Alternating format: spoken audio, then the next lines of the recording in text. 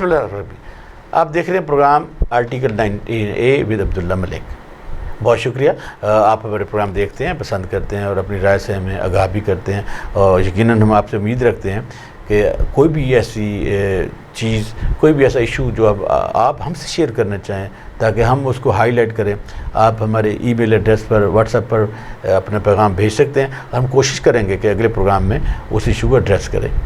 دیکھیے، آج ہم بات کریں گے پاکستان میں بچوں کے حقوق کے حوالے سے، کیونکہ ہمارے پروگرام کا نام ہی ہے آرٹیکل 19A، یعنی جاننا آپ کا حق ہے کہ پاکستان میں بچوں کے حقوق ہیں کیا۔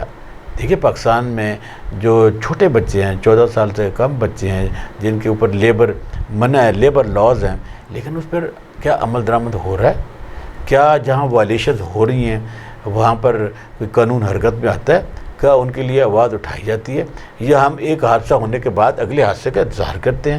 ہاں، یقیناً جی، ہمارے ہاں ایک بڑی غلط روش ہے کہ ایک حادثہ رونما ہو جاتا ہے تو ہم پھر اگلے حادثے کا انتظار کرتے ہیں، نہ صرف انتظار کرتے ہیں بلکہ کچھ عرصے کے لیے تو ہم آواز بھی بلند کرتے ہیں اس کے خلاف، لیکن پھر ہم روٹین میں آ جاتے ہیں اور پھر ایک اور حادثہ رونما ہو جاتا ہے۔ اس وقت ایک ڈیبیٹ چل رہی ہے، ایک 14 سال بچی رضوانہ، جو کہ ایک سول جج ہیں، آصف حفیظ صاحب، اسلام آباد میں، ان کے گھر میں ڈومیسٹک کاموں کے لیے بچی تھی۔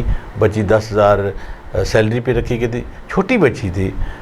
یقیناً پاکستان کے جو حالات ہیں وہ ایسے ہیں کہ ماں باپ کوشش کرتے ہیں کہ چھوٹے بچوں کو کسی نہ کسی ایسے کام میں ملوث کر کے وہاں سے پیسے کما جائیں۔ وہ بچے جنہیں اسکول میں ہونا چاہیے تھا، جنہیں مدرسوں میں ہونا چاہیے تھا، جن کے ہاتھوں میں قلم ہونی چاہیے تھی، جن کے ہاتھوں میں کتابیں ہونی چاہیے تھیں، وہ بچے آج ہمارے جیسے لوگوں کے گھروں میں کام کرتے ہیں۔ اور افسوس کی بات یہ ہے کہ وہ ان گھروں میں کام کرتے ہیں جو پڑھے لکھے لوگ ہیں، جنہیں پتہ ہے کہ جو یہ چائلڈ لیبر ہے، یہ خلاف قانون ہے، لیکن اس کے بعد لوگ کرتے ہیں۔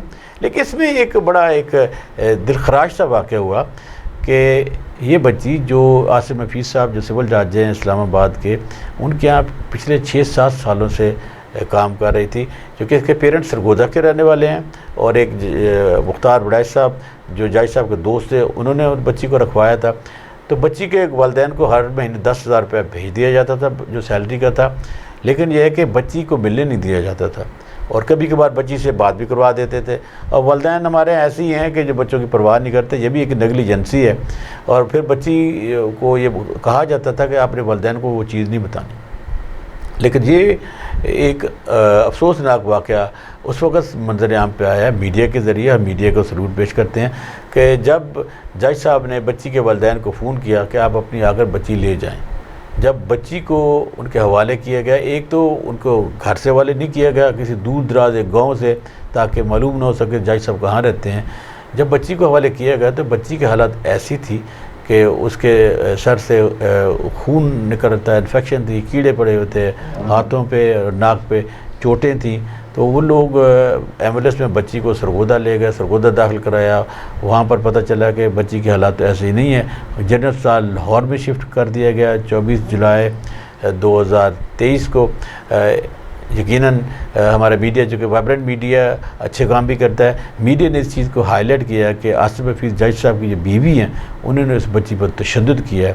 اب ایک ایسی لہر تھی، ایک ایسی افسوسناک واقعہ تھا کہ یقیناً ہمارے میڈیا نے، ہماری سول سوسائٹی نے اس کو اٹھایا، اور جج صاحب کی بیوی کے جو مظالم تھے اس کی داستان لوگوں تک پہنچائی، اور ابھی تک یہ کیس اخبارات کی زینت ہے۔ پرائم منسٹر نے نوٹس لیا، وزیر اعلیٰ بھی گئے، لیکن دیکھیے کہ جو پولیس کی طرف سے FIR کاٹی گئی تھی، جب میری خود بچی کے والد سے ملاقات ہوئی تو انہوں نے کہا کہ جو درخواست میرے تو انگوٹھا لگوایا گیا تھا، یہ درخواست بھی جج صاحب کے لوگوں نے لکھی تھی، اور یقین جانیے کہ اس درخواست میں جو پولیس نے دفعات لگائی تھیں تو اویلیبل تھی، لیکن بچی کی حالت کیسی تھی؟ جب ہم نے ڈاکٹر سے جا کے پوچھا، کنسلٹنٹ سے جو بچی کی ابھی بھی ہیں، انہوں نے کہا کہ یہ تو پچھلے کئی ماہ سے ان کی جو زخم ہیں پرانے بھی ہیں اور نئے بھی ہیں۔ اس کا مطلب یہ ہے کہ اسے مارا جا رہا تھا، اس کی جو ہاتھوں کی ہڈیاں تھیں وہ ٹوٹی ہوئی تھیں، ناک کی ہڈی ٹوٹی ہوئی تھی، اور پھر جو اس کی انفیکشن ہو گئی تھی وہ اس کی باڈی میں چلی گئی تھی، اور اس کا رنگ بلیو کرے دیکھ کے کالا سیاہ تھا،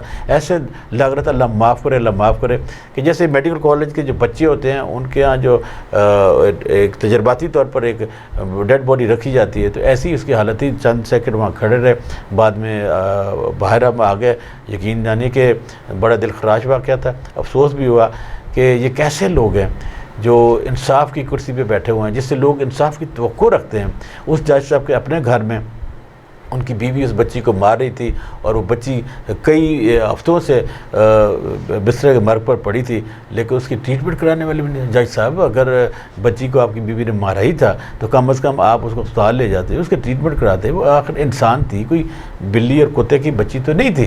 لیکن یقین جانیے کہ ایسے لوگ انصاف کے منہ پر تماچے ہوتے ہیں۔ اب آصف حفیظ جیسے جج سے اب کیا توقع رکھیں گے کہ ایسا شخص جو منصف کی کرسی پر برجمان ہے، اور اس کے اپنے گھر میں انسانیت کا قتل ہو رہا ہے، اس کے اپنے گھر میں ظلم اور زیادتی ہو رہی ہے، اس کے اپنے گھر میں چائلڈ لیبر اور جو لاز ان کی وائلیشن ہو رہی ہے۔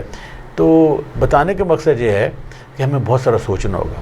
ہمیں سوچنا ہوگا کہ ویسے تو ہم کہتے ہیں آرٹیکل 25A میں کہ ریاست کی یہ ذمہ داری ہے 6 سے لے کر 16 سال کے بچے کی کمپلسری اور فری تعلیم دے۔ تو کیا رضوانہ کو فری تعلیم مل رہی تھی؟ کیا وہ جو 2 کروڑ سے زائد بچے اسکولوں سے باہر ہیں، کیا ان کا حق نہیں ہے کہ پڑھیں؟ اس لیے کہ ہمارے ہاں نہ جمہوریت ہے، نہ گڈ گورننس ہے، نہ لاز ہیں، نہ رولز ہیں۔ اگر یہ ہوتے تو رضوانہ جیسے لاکھوں بچے، کروڑوں بچے اسکولوں میں ہوتے، وہ کسی کے گھر میں کام نہیں کرتے۔ پھر دوسری بات یہ ہے کہ ہمارا معاشرہ بھی بڑا بیس ہے، ہم بڑے ٹھاٹ سے رہتے ہیں۔ ہم یہ شو کرتے ہیں کہ ہمارے پاس 3 نوکر ہیں، 4 نوکر ہیں۔ بھائی یہ انسانیت کا تقاضا ہے، یہ ریاست کی ذمہ داری ہے کہ قانون کو حرکت میں آنا چاہیے۔ اب ہم نے ایک چیف جسٹس اسلام آباد ہائی کورٹ کے خط بھی لکھا ہے، مراسلہ بھی بھیجا ہے کہ جج صاحب چونکہ جج ہیں اور اثر رسوخ والے جج ہیں، یہ کیس پر اثر انداز ہو رہے ہیں اور مس کنڈکٹ کر رہے ہیں میڈیا پر آ کر۔ یہ ججز کا کنڈکٹ ہوتا ہے، تو ان کو فوری طور پر معطل کر کے ان کے خلاف انکوائری کی جائے، بلکہ جو پولیس ہے وہ خود ان کو شامل تفتیش کرے کہ ان کے گھر میں ایک جرم ہوا اور انہوں نے جرم پر پردہ پوشی کیا ہے۔ یہ چونکہ پردہ پوشی کرنا بھی ایک جرم ہے، ہمارے جو پروگرام کا نام ہی آرٹیکل 19A ہے، یعنی کہ جاننا آپ کا حق ہے۔ تو آپ کو ہم بتائیں کہ اگر کسی گھر میں کوئی مجرمانہ فعل ہو رہا ہے، اس کا کوئی گھر کا فرد جانتا ہے اور چھپاتا ہے، تو وہ بھی اتنا مجرم ہے جتنا کرنے والا ہے۔ تو لہٰذا جہاں جج صاحب کی بیوی مجرم ہے، وہاں جج صاحب بھی مجرم ہے۔ اب دیکھیے کہ جج صاحب کی بیوی کتنی طاقتور ہیں کہ انہوں نے بیل لی اور سامنے تفتیش دی ہوئی، تو بیل دینے والے جج نے بھی بردر جج کا کردار ادا کیا۔ تو ہم توقع رکھتے ہیں کہ صرف وزیر اعظم نوٹس نہ لیں، صرف وزیر اعلیٰ جا کر تسلیہ نہ دیں، صرف مریم صاحبہ جا کر فوٹو نہ کھنچوائیں۔ اگر وہ کچھ کرنا چاہتے ہیں تو جو قوانین میں تبدیلی ہے وہ کریں۔ پھر یہ کہ ایک منصفانہ وسائل کی تقسیم ہے، کیونکہ یہ غربت ہے، ماں باپ غربت کی وجہ سے بچوں کو اسکول نہیں بھیجتے اور پھر چھوٹے بچوں کو کمائی کا ذریعہ بنا لیتے ہیں۔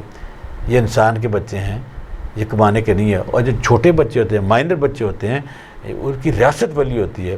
تو یہاں تو ریاست سو رہی ہے، یا کہتے ہیں نا ریاست ہو کہ ماں کے جیسی، یہ تو ظالم ماں ہے، یہ تو ستیلی ماں کا کردار ادا کر رہی ہے۔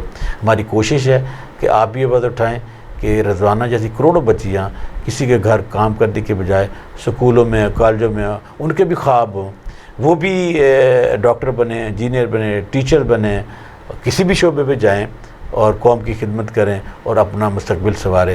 ایسا نہ ہو کہ وہ لوگوں کو بچوں کو پالتی رہیں، لوگوں کی بچوں کی خدمت کرتی رہیں، لوگوں کے گھروں کی صفائیاں کرتی رہیں، لوگوں کے گھروں کے برتن دھوتی رہیں۔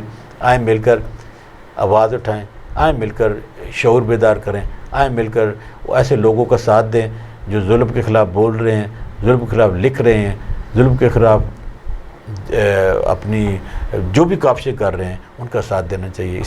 اس لیے ساتھ دینا چاہیے کہ ہم سب جب اکٹھے ہوں گے، آواز بنیں گے، تو معاشرے سے بہت ساری برائیوں کا خاتمہ ہوگا۔